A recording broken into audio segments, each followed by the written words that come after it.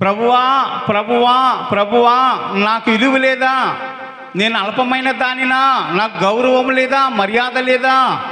నా స్థితి ఇంతేనా అని దేవుని దగ్గర మొర్ర పెడుతుంటే, దేవుడు ఆ గ్రామానికి ఒక వాగ్దానం చేశాడు. ఆ వాగ్దానం ఏంటంటే, బెత్లెహేములో ఎలయనగా యోధా దేశపు బెత్లెహేమా, ఏమండి, నువ్వు ఎంత మాత్రం అల్పమైన దానివి కాదు. ఇజ్రాయేలును ఏలు, నా ప్రజలను పరిపాలించు అధిపతి నీలోంచి వస్తాడు అన్నాడు. దేవునికి స్తోత్రం. ఎక్కడి నుంచి వస్తాడండి?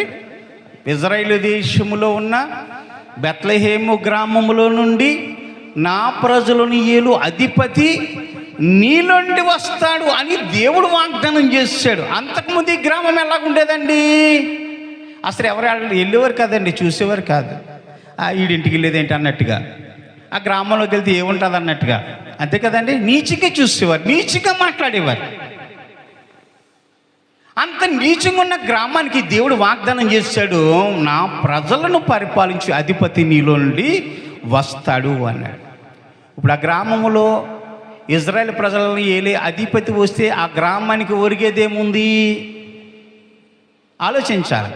ఏమండి, మన సీఎం గారు ఒక రోడ్డు అంట వస్తున్నారనుకోండి, ఆ రోడ్డు అంతా పాడైపోయింది అనుకోండి, ఆ ప్రాంతంలో ఆ డిస్ట్రిక్ట్ కలెక్టర్ ఏం చేస్తాడంటే, ఆ సీఎం గారు వచ్చి రాకమునిపై ఆ రోడ్డు అంతా వేయించేస్తాడు. అవునా కదండి? రోడ్డు అంతా ఏం చేస్తాడు? సదును చేయించేస్తాడు. సీఎం గారు వెళ్ళే రోడ్డు బాగుంది అని అనుకోవాలని. నిజం కూడా అంతే. ఆ రోడ్డు అంతా బాగు చేస్తారు. ఆ ప్రాంతంలో ఏదైతే లోటుపట్లు ఉన్నాయో అన్నీ సరి చేస్తారు. ఎందుకంటే రాజుగారు వస్తున్నారు కాబట్టి. ఒక రాజుగారు మరి ఒక ప్రాంతం నుంచి ఇంకో ప్రాంతానికి వచ్చి, ఆ ప్రాంతంలో, ఆ పాడైపోయిన ప్రాంతంలో నేను ఉంటాను అంటే, అక్కడ మొట్టమొదటికి కట్టేది ఏంటండి? రాజు భవంతి కడతారు. దేవునికి స్తోత్రం. ఏం కడతారండి? రాజుల భవంతి కడతారు. పెద్ద ప్యాలెస్ కడతారు. ఆ ప్యాలెస్ కడితే ఊరిని ఉంటారా?